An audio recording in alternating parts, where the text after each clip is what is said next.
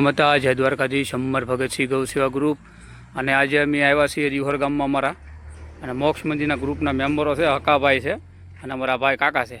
અને આજે હાલમાં જો આ મોક્ષ મંદિરની મારી પાસે ચા બને છે અને અત્યારે અમારા સેવમ સેવકો બધા આવી ગયા છે. આ લગભગ ઓછામાં ઓછા નહીં તો 2 મહિનાથી 9 વાગ્યાના સાંજે 9 વાગ્યાથી તે સાંજના 1 વાગ્યા સુધી આ 2 મહિનાથી આ લોકો અહીંયા સેવા આપે છે.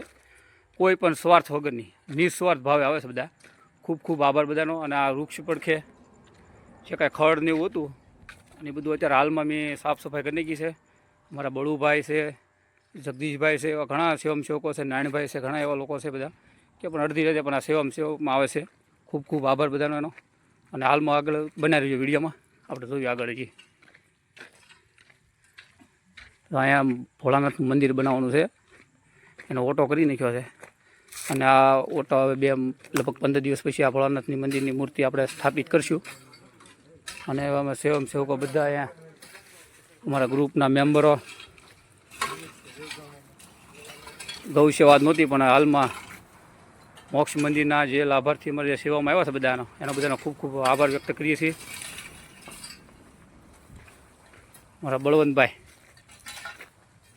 12 સાંજના 9 થી 12 સુધી આ લોકો 2 મહિનાથી કન્ટિન્યુ સેવા આપે છે, કોઈ પણ નિસ્વાર્થ ભાવે.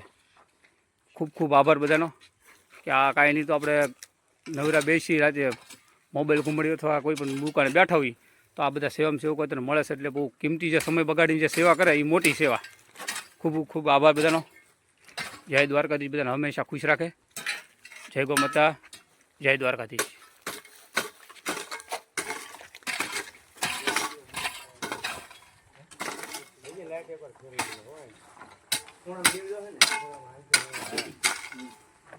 વાંધો નહીં.